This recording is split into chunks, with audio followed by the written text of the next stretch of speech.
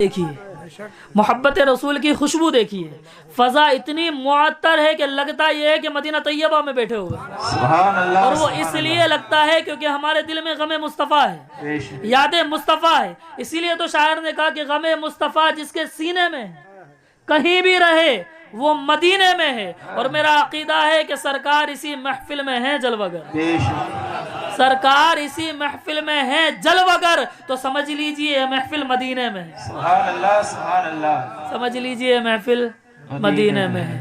الحمدللہ رب العالمین، والصلاة والسلام علی رحمت للعالمین وعلی آلہ وصحابہ اجمعین، اما بعد فاعوذ باللہ من الشیطان الرجیم، بسم اللہ الرحمن الرحیم، انا اعطیناک الکوثر، صدق اللہ مولانا العظیم وبلغنا رسولہ النبی الامین المتین المبین الکریم، ونحن على ذلك لمن الشاہدین والشاکرین والحمد للہ رب العالمین۔ الہی خیر کردانی بحق صبح عالم می زنم، قادریم نعرہ غوث اعظم می زنم، دمز شیخ مرشدی متقی مفتی اعظم می زنم، اور فلک کے نظاروں زمیں کی بہاروں، فلک کے نظاروں زمیں کی بہاروں، سب عیدیں مناؤ حضور آ گئے، اٹھو غم کے مارو چلو بے سہارو، اٹھو غم کے مارو چلو بے سہارو، سب خوشیاں مناؤ حضور آ گئے۔ سبحان اللہ، سبحان اللہ، اور انوکھا نرالا وہ ذیشان آیا، انوکھا نرالا وہ ذیشان آیا، وہ سارے رسولوں کا سلطان آیا، انوکھا نرالا وہ ذیشان آیا، وہ سارے رسولوں کا سلطان آیا، ارے کج کلاہوں ارے بادشاہوں نگاہ جھکاؤ حضور آ گئے، اور فرشتوں سرے راہ آنکھیں بچھا دو، فرشتوں سرے راہ آنکھیں بچھا دو، اٹھو بہر تعظیم سر کو جھکا دو، فرشتوں سرے راہ آنکھیں بچھا دو، اٹھو بہر تعظیم سر کو جھکا دو، خدا کہہ رہا ہے میرے مصطفیٰ کی وہ دیکھو سواری چلی آ رہی، اور میں سجدہ کروں یا کہ دل کو سنبھالوں، میں سجدہ کروں یا کہ دل کو سنبھالوں، محمد کی چوکھٹ نظر آ رہی ہے، اور اسی بے خودی میں کہیں کھو نہ جاؤں، اسی بے خودی میں کہیں کھو نہ جاؤں، تڑپ کملی والے کی تڑپا رہی۔ اعوذ باللہ من الشیطان الرجیم، بسم اللہ الرحمن الرحیم، ان اللہ وملائکتہ یصلون علی النبی یا ایہا الذین آمنوا صلوا علیہ وسلموا تسلیما، اللہم صل علی سیدنا شفیعنا حبیبنا مولانا محمد وعلی آل سیدنا مولانا محمد مبارک وسلم، صلوا علیہ صلاۃ وسلاما علیک یا رسول اللہ یا حبیب اللہ صلی اللہ تعالی علیہ وسلم۔ حضرات گرامی قدر، صحابی رسول فرماتے ہیں کہ ایک دن ہم آقا کریم علیہ الصلوۃ والتسلیم کے ساتھ سفر پر تھے، ایک مقام پر میرے آقا نے قیام فرمایا، آپ آرام کرنے کے لیے لیٹ گئے، نگاہ مصطفیٰ بند ہوئی اور قلب اطہر جاگ گیا، آپ فرماتے ہیں کہ میں نے بھی اپنی تلوار نکالی اور آقا کریم کی نگہبانی کے لیے کھڑا ہو گیا، اور دیکھیں نگہبانی بھی کس کی؟ جو کائنات کے نگہبان ہیں، جو محافظ انسانیت ہیں، ان کی نگہبانی کے لیے کھڑا ہو گیا۔ دل میں تھا کہ اگر کوئی میرے آقا کو نقصان پہنچانے آئے گا تو اس کا سر تن سے جدا کر دوں گا۔ میں کھڑا تھا، اچانک دیکھتا کیا ہوں کہ سامنے ایک بڑا عظیم بڑے جسم والا درخت ہے، وہ ایک مرتبہ دائیں ہلا ایک مرتبہ بائیں ہلا، اپنی جڑوں کو سمیٹا اور بارگاہ رسالت مآب میں حاضر ہو گیا، آقا کریم علیہ الصلوۃ والتسلیم کے قریب آ گیا۔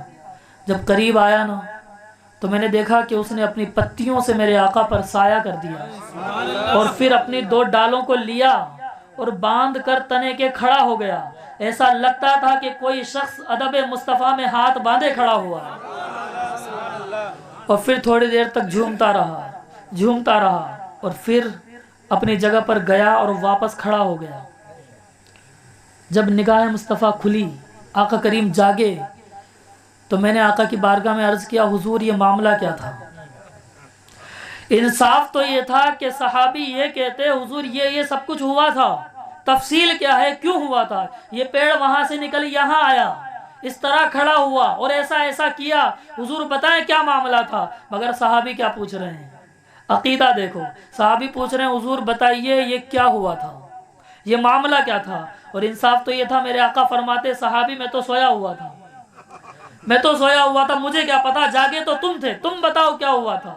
میرے آقا مسکرائے اور فرمایا اے میرے پیارے صحابی، یہ درخت کئی سالوں سے یہاں کھڑا ہوا تھا اور رب کی بارگاہ میں عریضہ پیش کیا تھا، مولا مجھے اجازت دے کہ میں تیرے محبوب کی بارگاہ میں حاضر ہو جاؤں اور ان کی بارگاہ میں جا کر درود و سلام پیش کروں۔ تو رب ذوالجلال نے فرمایا اے درخت تیرا کام ہے ایک جگہ پر کھڑے رہنا، تجھے اکھڑ کر جانے کی اجازت نہیں ہے، تو جا نہیں سکتا، اسی لیے یہ کھڑا ہوا تھا۔ آج جب میں یہاں آیا اور یہاں پر قیام کیا تو اس کے تو نصیبے جاگ گئے، میری کیا حیثیت تھی کہ در یار پر جاتا، مقدر جاگے ہیں میرے، میرا یار آیا ہے، مقدر جاگے ہیں میرے، میرا یار ہی آیا ہے۔ جب میں یہاں آیا تو اس نے بارگاہ رب العزت میں عرض کی مولا تو نے اب تک اجازت نہ دی تھی، اب تو دیکھ میرے سامنے آ گئے ہیں، اب اتنی سی اجازت دے دے کہ میں ان کو قریب سے جا کر دیکھ لوں، چہرے مصطفیٰ کی زیارت کر لوں۔ تو رب ذوالجلال نے اسے اجازت عطا فرما دی، اس نے اپنی جڑوں کو سمیٹا، اپنے دامن کو سمیٹا اور میری بارگاہ میں حاضر ہو گیا، اور پھر مجھ پر سایہ بھی کیا، اپنے ہاتھوں کو بھی باندھا اور درود و سلام کے نذرانے بھی پیش کیے۔ حضرات گرامی قدر، اور یہ ایسے ہی نہیں تھا، یہ اس لیے تھا کیونکہ جب نگاہ نبوت بند ہوتی تھی تو میرے غیب داں نبی کا دل جاگ جاتا تھا، اور وہ دل کیسا تھا میں آپ کو بتانے لگا ہوں کہ رب ذوالجلال کے حکم سے میرے آقا کے سینے کو 4 مرتبہ چاک کیا گیا، 4 مرتبہ میرے آقا کے سینے کو چیرا گیا اور دل نکالا گیا۔ دنیا کی پہلی اوپن ہارٹ سرجری جس ذات گرامی کی ہوئی وہ رسول اعظم علیہ الصلوۃ والتسلیم، پہلی اوپن ہارٹ سرجری، اس سے پہلے کبھی کسی کی اوپن ہارٹ سرجری نہیں ہوئی تھی، اور جس نے کی وہ کون؟ وہ طبیب ملائکہ حضرت جبرائیل کی ذات ہے۔ پہلے ڈاکٹر جنہوں نے اوپن ہارٹ سرجری کی وہ حضرت جبرائیل ہیں، اور جن کی ہو رہی ہے وہ کائنات کے مالک و مختار نبی آخر الزمان علیہ الصلوۃ والتسلیم۔ تو پتا چلا سائنس بھی اس وقت تک عروج پر نہیں جاتی جب تک قدم مصطفیٰ کو چوم نہیں لیتی، جب تک سینہ مصطفیٰ کی زیارت نہیں کر لیتی، دل مصطفیٰ کو چوم نہیں لیتی، تو سائنس بھی ترقی نہیں کرتی ہے۔ میرے آقا کے سینے کو 4 مرتبہ چاک کیا گیا، 4 مرتبہ چیرا گیا، اور چیر کر کے اس میں سے دل نکالا گیا۔ پہلے اس وقت جب آپ حضرت حلیمہ سعدیہ کے گھر میں تھے، اور بات سننی ہو، آقا کے میلاد کی بات ہو، آقا کے میلاد کی بات ہو اور حضرت حلیمہ کی بات نہ ہو، بات مکمل ہی نہیں ہوتی۔ حضرت حلیمہ سعدیہ وہ ذات گرامی ہیں جنہوں نے آقا کریم علیہ الصلوۃ والتسلیم کے بچپن کے دن دیکھے، وہ بچپن بھی کیسا تھا۔ حضرت حلیمہ سعدیہ ہیں، مکہ المکرمہ جا رہی ہیں، فرماتی ہیں میرے پاس ایک اونٹنی تھی جو بڑی کمزور اور لاغر تھی، وہ بار بار پیچھے رہ جاتی تھی، میرے ساتھ والے آگے نکل جاتے، اور جو دائیاں آگے نکل جاتی واپس لوٹ کر آتی یا رک کر انتظار کرتی اور مجھ سے شکوہ کرتی، شکایت کرتی، اے حلیمہ اب تیرا کب تک انتظار کریں گے، یہ تیری سواری تو بڑی دھیرے چلتی ہے، یہ کتنا ٹائم ہمیں لے گی، یہ کتنا وقت برباد کرے گی۔ میں پریشان ہو گئی تھی، ساری دائیاں پہنچ گئی اور انہوں نے جلدی سے بچوں کو لے لیا، کیونکہ عرب کا رواج تھا کہ چھوٹے بچوں کو گاؤں اور دیہاتوں میں بھیج دیا جاتا تھا تاکہ ان کی پرورش اچھی ہو سکے، ان کو صحیح آب و ہوا مل سکے، ان کی تربیت اچھے سے ہو سکے، لہٰذا سب نے اپنے اپنے بچے لے لیے تھے۔ حلیمہ سعدیہ فرماتی ہے میں جب پہنچی تو شام کا وقت تھا، نماز مغرب، اس وقت نماز تو نہیں تھی، مغرب کا وقت ہو چکا تھا۔ جب میں مکہ المکرمہ میں داخل ہوئی تو میں نے دیکھا کہ ساری دائیاں اپنے اپنے بچوں کو لے کر کے روانہ بھی ہو رہی ہیں۔ میں خانہ کعبہ کے صحن میں گئی اور میں نے غلاف کعبہ کو پکڑا اور اپنے رب کی بارگاہ میں عریضہ پیش کیا، مولا بہت غریب ہوں، قحط سالی کا عالم ہے، میرا بچہ بھوکا ہے کئی دنوں سے، اب تو میں اس کو دودھ بھی نہیں پلا سکتی، بہت پریشانی کا عالم ہے، بہت غربت کا عالم ہے، چاروں طرف قحط سالی ہے، جانور مر رہے ہیں، انسان بھوک پیاسے تڑپ رہے ہیں، مولا اگر آج میں خالی ہاتھ جاؤں گی تو پھر میں کیسے جی پاؤں گی، کچھ تو انتظام فرما دے، مولا کچھ تو انتظام فرما دے۔ اس حضرت حلیمہ کے بھی نصیبے جاگے، مقدر جاگے، اور کوئی ایسا ویسا بچہ نہیں، ساری کائنات کا مالک و مختار مل گیا۔ آپ فرماتے ہیں کہ رات کی تاریکی میں غلاف کعبہ پکڑ کر بیٹھی ہوئی تھی، اتنے میں آواز آئی کوئی دائی ہے، کوئی دائی ہے جس کو بچے کی ضرورت ہو؟ میں نے کہا ہاں ہوں، میں ہوں موجود یہاں پر۔ میں نے دیکھا وہ کوئی اور نہیں، قریش مکہ کے سردار تھے، حضرت عبد المطلب تھے۔ ان کی آواز سنی تو میں ان کے پاس گئی اور عرض کرنے لگی بتائیں کہاں ہے بچہ؟ انہوں نے کاشانہ نبوت کی طرف اشارہ کر دیا، وہ گھر ہے وہاں چلی جاؤ، وہاں میری بیٹی آمنہ رہتی ہے، وہاں جانا، دروازہ کھٹکھٹانا، وہ تمہیں بچہ دے دے گی۔ اب آپ فرماتی ہیں کہ میں کاشانہ نبوت پر پہنچی، دروازہ کھٹکھٹایا، حضرت آمنہ نے دروازہ کھولا اور شان دیکھے میرے آقا کی والدہ کی، فرماتی ہے آمنہ اندر چلی آؤ،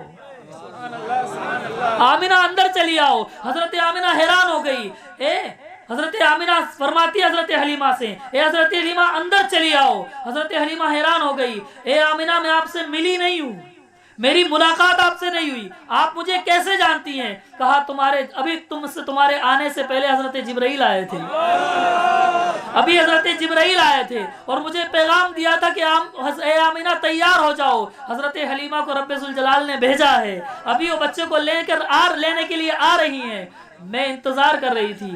پھر فرمایا کہ چلو اندر چلی آؤ، میں اندر داخل ہوئی اور پھر ایک حجرے کے اندر گئی، اس حجرے میں ایک پالنا تھا، ایک جھولا تھا جس میں ساری کائنات کا نور سویا ہوا تھا، ساری کائنات کی رحمت جلوہ گر تھی، چہرے پر کپڑا ڈھکا ہوا تھا۔ حضرت آمنہ نے جھولے سے اٹھایا، میری گود میں دیا اور کہا حلیمہ تیار ہو جاؤ، اب میں ساری کائنات کا سب سے حسین چہرہ تمہیں دکھانے جا رہی ہوں۔ حضرت آمنہ نے کپڑا ہٹایا، حضرت حلیمہ نے چہرہ دیکھا، کہا آمنہ اتنا حسین تو میں نے کسی کو نہیں دیکھا،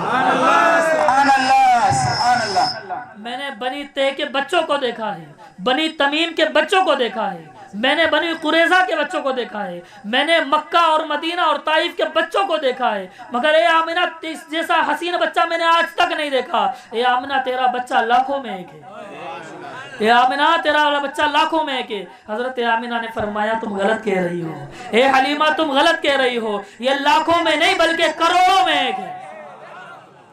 ابھی نبی کے حسن و جمال پر بحث چل رہی ہے، وہ کمال حسن حضور ہے کہ گمان نفس جہاں نہیں، یہی پھول خار سے دور ہے، یہی شمع ہے کہ دعا نہیں۔ میرے اعلیٰ حضرت نے فرمایا وہ کمال حسن حضور ہے کہ حضور کے حسن کا کمال یہ ہے کہ کمی تو بڑی بات ہے، انسان کے گمان میں کوئی نقص بھی نہیں آ سکتا، اتنا عظیم حسن۔ ابھی ڈسکشن چل رہا ہے، اتنے میں سدرہ کے مکین جبریل امی تشریف لے آئے، فرمایا اے آمنہ تم کہہ رہی ہو تمہارا بیٹا لاکھ کروڑوں میں ایک ہے، اے حلیمہ تم کہہ رہی ہو تمہارا لخت جگر لاکھوں میں ایک ہے، اے آمنہ تم بھی غلط کہہ رہے ہو، حلیمہ تم بھی غلط کہہ رہی ہو۔ میں نے زمینیں دیکھی ہیں، آسمان دیکھے ہیں، حضرت آدم علیہ الصلوۃ والتسلیم سے لے کر آج تک جتنے بھی بچے پیدا ہوئے میں نے سب کا چہرہ دیکھا، میں نے مشرق پہ دیکھا ہے، مغرب پہ دیکھا ہے، شمال میں دیکھا ہے، جنوب پہ دیکھا ہے، میں نے کائنات کے ذرے ذرے کو الٹ پلٹ کر دیکھا ہے۔ اے آمنہ حلیمہ سنو، جتنا حسین میں نے تمہارے اس پیارے کو دیکھا ہے، جتنا تم حسین اس جائے کو دیکھا ہے، جتنا سونا اس پیارے کو دیکھا ہے، اتنا پیارا کسی کو نہیں دیکھا۔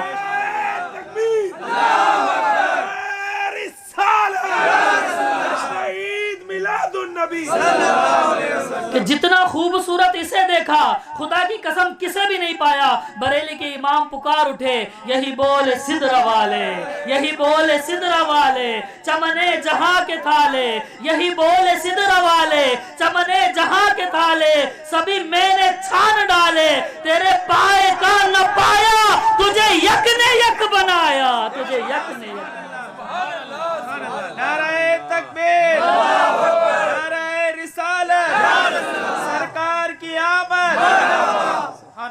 یہ حضرت حلیمہ سعدیہ ہیں. نبی آخر الزمان علیہ الصلوۃ والتسلیم کو گود میں لیا, کاشانہ نبوت سے نکلی, اپنی سواری پر بیٹھی. اب جلوہ دیکھیے, اب سواری دوڑتی ہے اتنی تیز کہ رکتی نہیں ہے, رکتی نہیں ہے. پھر ایک مقام پر قیام ہوا, تمام دائیاں آپ کے پاس آئی. اے حلیمہ ذرا اونٹنی دکھانا, ذرا دکھانا اپنی اونٹنی. نہیں خریدی ہے؟ کہا میں تو غریب عورت ہوں, میرے پاس کہاں پیسے خریدنے کے. کہا پھر دکھاؤ, یہ اونٹنی تو وہی ہے. یہ حلیمہ ایسا کیا پلایا ہے کہ اتنی تیز دوڑتی ہے؟ تو پھر حلیمہ نے بھی جواب دیا ہوگا, حضرت حلیمہ نے بھی جواب دیا ہوگا, میں نے عشق مصطفیٰ کا جام پلا دیا, میں نے رفتار مصطفیٰ کا صدقہ مانگ لیا ہے. اور اب یہ دوڑتی ایسی ہے کہ سب کو پیچھے چھوڑ دیتی ہے, رکتی نہیں ہے. ایک جنگ کے اندر ایک صحابی رسول ہیں, بڑے غریب صحابی رسول, بڑے غریب. میدان جنگ میں گئے تو ان کے پاس جو گھوڑا تھا وہ بڑا لاغر سا تھا, بڑا کمزور سا تھا. جنگ میں شرکت کی تو آپ ہمیشہ پیچھے رہ جاتے. میرے آقا کی محبت دیکھیں, کرم نوازی دیکھیں. آپ بار بار قیادت کر رہے تھے, لوٹ کر پیچھے آتے ان صحابی کے پاس اور کہتے کتنا دھیرے چلتے ہو, تھوڑا تیز چلا کرو. کہا حضور غریب آدمی ہوں, کمزور سی سواری ہے, اتنی تیز نہیں چل پاتا, کیا کروں؟ میں چاہتا ہوں جنگ میں پہنچنا لیکن چل ہی نہیں پاتا. میرے آقا نے کہا پھر رک جاؤ, سواری سے اترو. آقا کریم بھی نیچے جلوہ بار ہوئے اور اس سے کہا, ان صحابی سے کہا, یا صحابی میں کائنات میں سب کا رسول ہوں, میں صرف انسانوں کا نہیں, میں جانوروں کا بھی رسول ہوں. رب ذوالجلال نے مجھے ساری کائنات کا رسول بنا کر بھیجا. آپ نے اپنے دست مقدسہ کو اس جانور پر مارا اور فرمایا تیرا رسول تجھے حکم دیتا ہے کہ اب تیز ہو جا, اب تیز ہو جا. صحابی فرماتے ہیں کہ پھر میں گھوڑے پر بیٹھا اور اس کی رفتار کا عالم یہ تھا کہ سارا لشکر میرے پیچھے پیچھے ہوتا, میں سب سے آگے آگے ہوتا. میرے آقا گھوڑا تیز دوڑا کر میرے پاس آتے اور فرماتے ہیں صحابی ہمیں بھی تو ساتھ لے لو, اب اتنا تیز چلتے ہو, ہمیں بھی تو ساتھ لے لو. تو صحابی عرض کرتے حضور یہ میرا کوئی کمال نہیں, یہ آپ کی شان ہے. آپ نے حکم جب سے اس کو دیا ہے یہ رکتا ہی نہیں, یہ چلتا ہی جاتا ہے. حضرت حلیمہ سعدیہ فرماتی ہیں کہ میری سواری کی رفتار تیز ہو گئی. میں مکہ المکرمہ سے اپنے علاقے کے اندر پہنچی, بنو سعد جو قبیلہ تھا اس کے ٹھکانے تک پہنچی. جب گھر آئی نا تو معاملات ہی بدل گئے, حالات ہی بدل گئے. سبحان اللہ.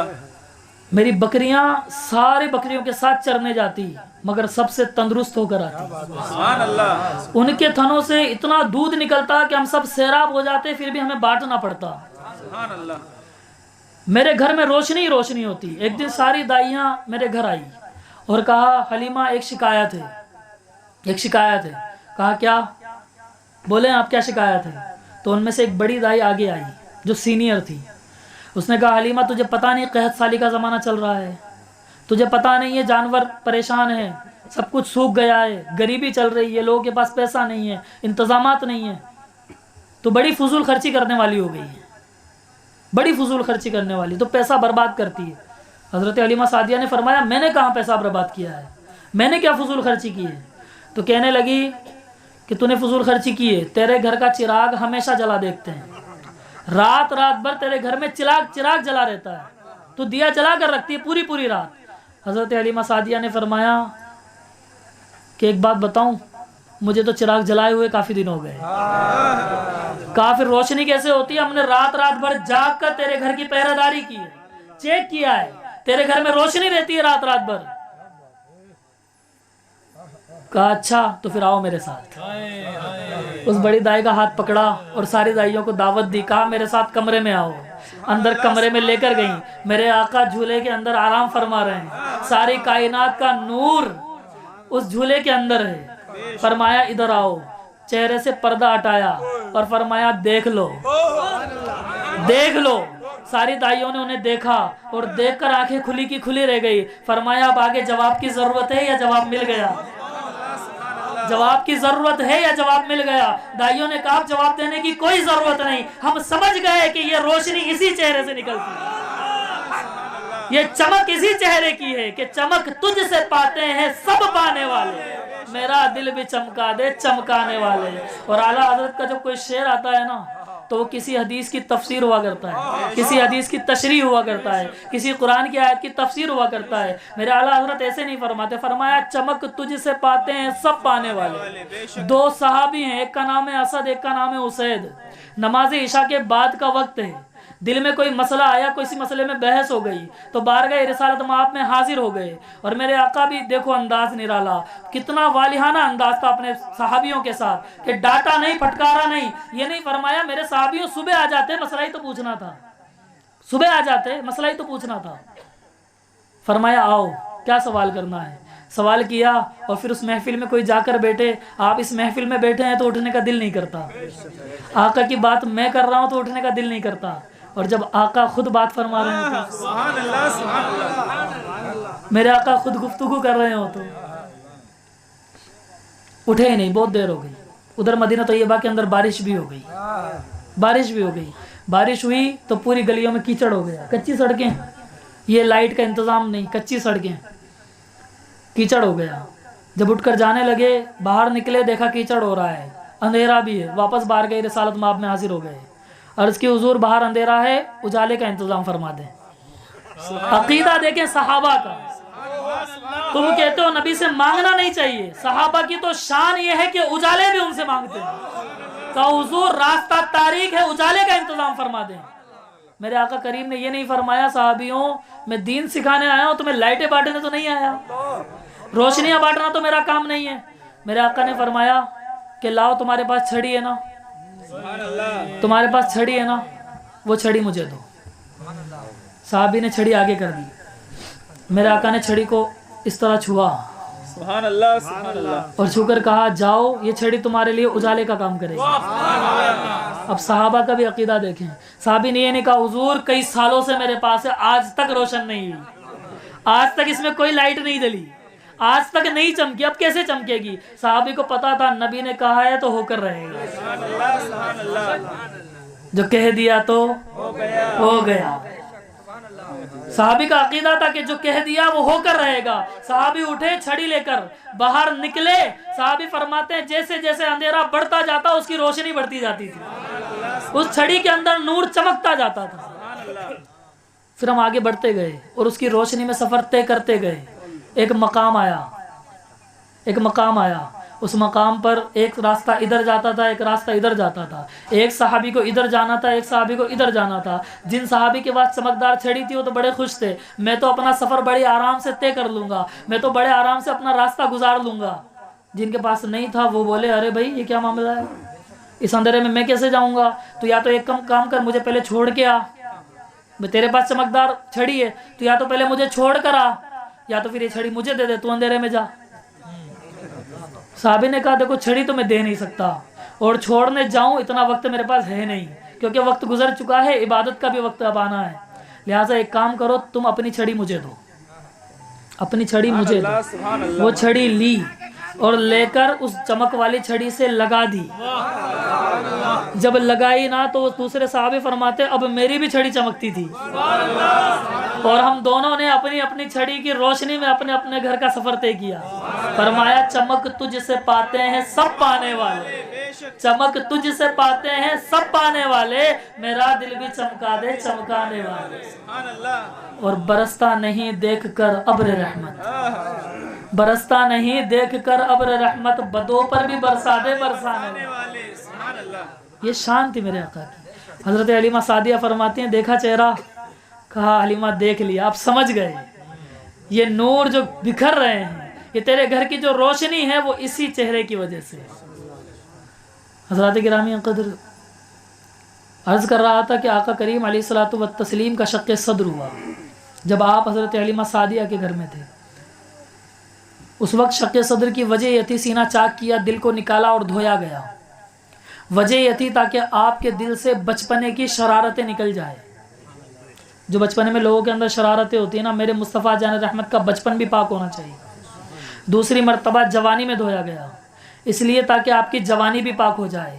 کل کو کوئی ماں اپنے بچے کی تربیت کرنا چاہے اور اسے کچھ سکھانا چاہے، کچھ بتانا چاہے، کہے کہ کوئی نمونہ حیات ہے، کوئی مثال زندگی ہے، کوئی تمہارا آئیڈیل ہے، تمہیں کس کی اتباع کرنی ہے، کس کو فالو کرنا ہے، تو پھر ادھر ادھر کا نام نہ لے. وہ کہے اگر بچپن گزارنا ہے تو محبوب علیہ الصلوۃ والتسلیم جیسا گزارو. تمہاری جوانی بھی آقا کے نقش قدم پر ہونی چاہیے، تمہارا بچپنا بھی آقا کریم علیہ الصلوۃ والتسلیم کے نقش قدم پر ہونا چاہیے، تمہارا بڑھاپا بھی میرے آقا کریم علیہ الصلوۃ والتسلیم کے نقش قدم پر ہونا چاہیے. 2 مرتبہ اس وقت چاک کیا. تیسری مرتبہ جب قرآن کا نزول ہونے والا تھا، نبوت کا اعلان فرمانے والے تھے، اس وقت تیسری مرتبہ چاک کیا، کیونکہ قرآن کی جو تجلی تھی وہ قلب اطہر کو برداشت کرنی تھی. اس قرآن کی تجلی جس کی شان یہ ہے کہ رب ذوالجلال نے فرمایا لو انزلنا ھذا القرآن علی جبل لرأیتہ خاشعا متصدعا من خشیۃ اللہ، کہ اگر اس قرآن کو ہم پہاڑ پر بھی اتار دیتے تو اس پہاڑ کا ذرہ ذرہ ہو جاتا، ریزہ ریزہ ہو جاتا، ٹکڑا ٹکڑا ہو جاتا ہماری خشیت اور خوف کو دیکھ کر. اس قرآن کو برداشت نہیں کر سکتے تھے. اس قرآن کو قلب مصطفیٰ پر اترنا تھا. اور شان یہ ہے کہ آج قلب مصطفیٰ نے تجلیات برداشت کر لی، اس لیے الحمدللہ اہل سنت والجماعت کے گھر گھر میں حافظ قرآن ہے. ہمارے چھوٹے چھوٹے بچے حفظ قرآن مکمل کر لیتے ہیں. وجہ صرف یہ ہے کیونکہ قلب مصطفیٰ نے اس تجلی کو برداشت کر لیا تھا.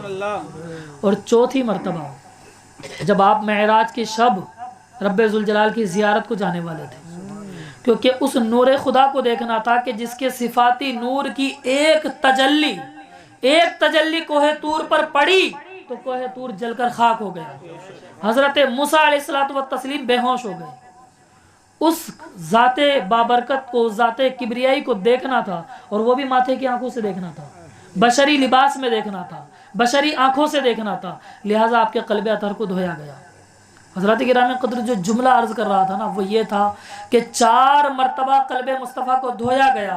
دھونے والی ذات کون؟ حضرت جبرائیل علیہ الصلوۃ والتسلیم. آپ فرماتے ہیں کہ جب میں نے قلب مصطفیٰ کو نکالا تو میں دیکھ کر حیران ہو گیا کہ جیسا قلب آپ کا دیکھا، جیسا دل آپ کا دیکھا، کائنات میں کسی کا نہیں دیکھا. اے جبرائیل آپ کا بھی معاملہ عجیب ہے. کبھی کہتے ہیں کہ حضور کا چہرہ جیسا دیکھا ویسا کسی کا چہرہ نہیں دیکھا، کبھی کہتے ہیں جیسا آپ کا دل دیکھا ویسا کسی کا دل ہی نہیں دیکھا. اے جبرائیل بتائیے تو صحیح اس دل میں خاصیت کیا تھی؟ فرمایا اس میں 2 کان تھے جو سنتے تھے. اس دل میں 2 کان تھے جو سنتے تھے، 2 آنکھیں تھی جو دیکھتی تھی. تو بتائیں کسی کا دل ہے ایسا جس میں 2 کان ہو، جس میں 2 آنکھیں ہو؟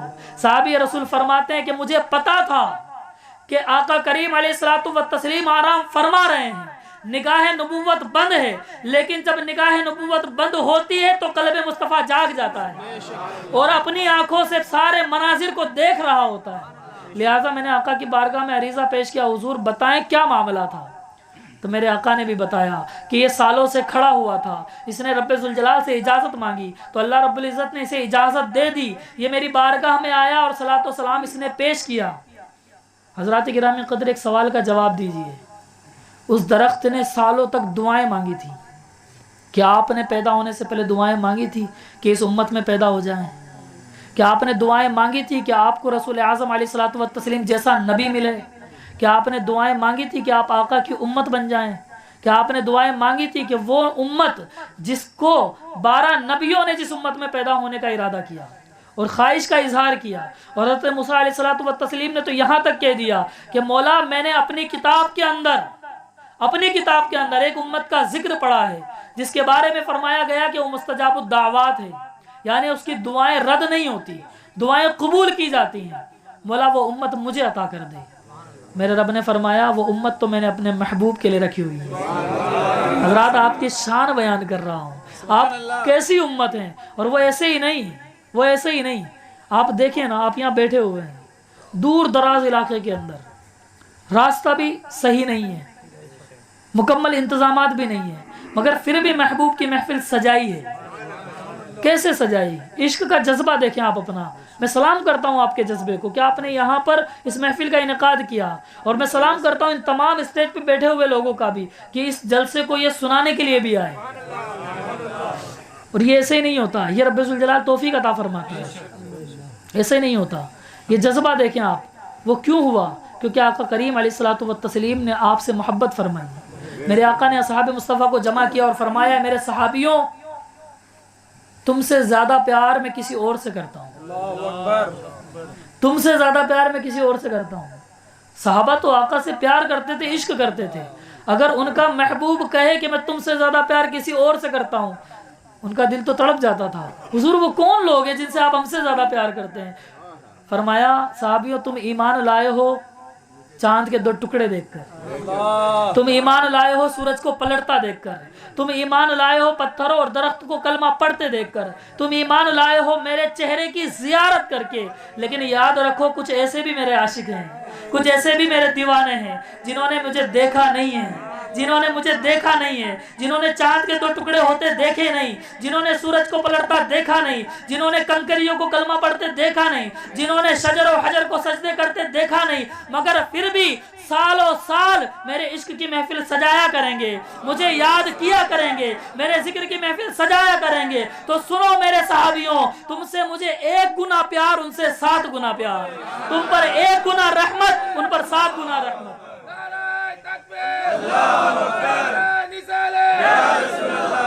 حضرات گرامی قدر، آقا نے آپ سے پیار کیا ہے تو ایسے ہی نہیں آپ ان کی امت بن گئے، آقا نے آپ کو پسند کیا، آپ کی شان یہ ہے، آپ کی شان یہ ہے۔ تو حضرات گرامی قدر، حضرت موسیٰ علیہ الصلوۃ والتسلیم نے عرض کیا پھر ایسا کر مولا، ایک گزارش قبول کر لے، مجھے اس امت کا حصہ بنا دے۔ اس امت کی فضیلت یہ ہے کہ حضرت موسیٰ کہہ رہے ہیں کہ مجھے اس امت کا حصہ بنا دے۔ اور شان کیا ہے؟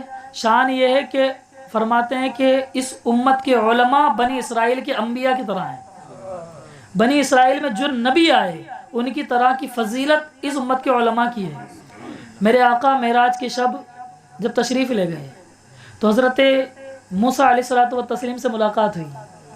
حضرت موسیٰ نے عرض کی حضور میرے ایک سوال کا جواب دیجیے، ایک سوال کا جواب دیجیے۔ نقطے کی بات عرض کرنے لگا ہوں، توجہ میری طرف رکھیے۔ فرمایا کہ میرے ایک سوال کا جواب دیجیے۔ میرے آقا نے فرمایا پوچھیے۔ کہا آپ فرمائیں گے،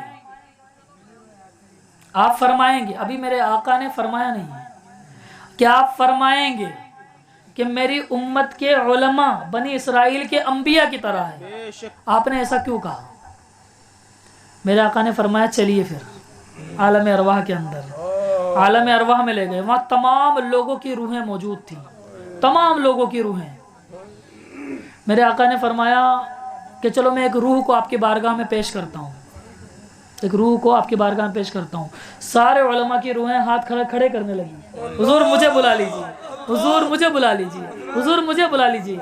حضرت امام محمد، حضرت امام غزالی، سبحان اللہ، سبحان اللہ، میرے آقا نے ان کی روح کو منتخب فرمایا، سبحان اللہ، ان کی روح کو منتخب فرمایا۔ ابھی امام غزالی پیدا نہیں ہوئے، ابھی دنیا میں آئے نہیں ہیں، ابھی دنیا میں آئے نہیں، ابھی پیدا بھی نہیں ہوئے۔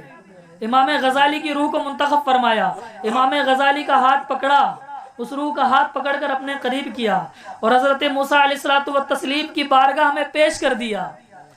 حضرت موسیٰ علیہ الصلوۃ والتسلیم سے فرمایا میرے آقا نے، حضرت اے موسیٰ جو سوال کرنا ہو اس روح سے کر لو، یہ روح میرے ایک امتی کی ہے، میرے غلام کی ہے، جو ایک زمانہ آئے گا جب امام بنے گا، ابھی پیدا نہیں ہوئے، ابھی قرآن پڑھا نہیں، ابھی حدیث پڑھی نہیں، ابھی علم حاصل نہیں کیا، مگر شان دیکھے اس امت کے علماء کی، امام محمد بن غزالی ہیں۔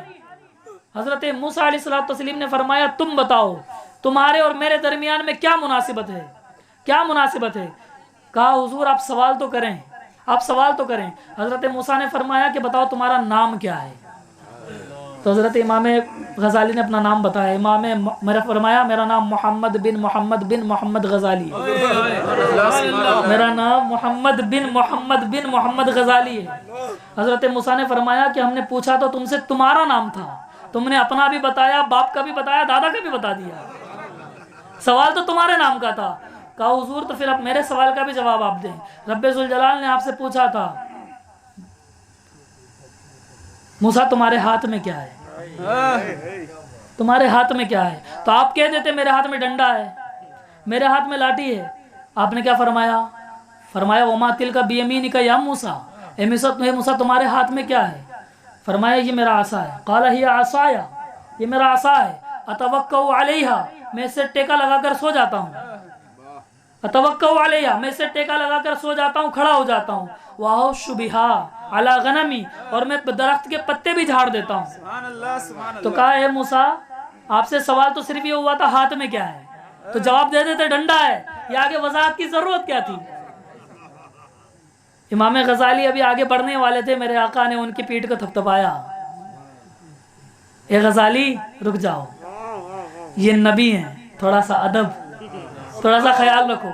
हजरत इमाम गजाली फरमाते हैं कि मेरी विलादत के बाद भी मुझे ये वाक़या याद था, मेरी विलादत के बाद भी मुझे ये वाक़या याद था, और मैं वादा करता हूँ, मुझे दिल में मेरा इरादा था कि अगर उस दिन नबी आखिर ज़मां मुझे ना रोकते तो मैं हजरत मूसा को मुकम्मल तौर पर यकीन दिला देता कि इस उम्मत के उलमा बनी इसराइल के नबियों की तरह कैसे हैं। उस उम्मत के आप लोग हैं, आपकी फजीलत देखें कितनी है। तो हज़रात गिरामी क़द्र, आपने दुआ तो नहीं मांगी थी, मगर रब का एहसान हुआ कि आपको आका का उम्मती बना दिया, उस उम्मत में पैदा फरमा दिया जिस उम्मत की ख्वाहिश अंबिया ने की थी, उस उम्मत में पैदा फरमाया।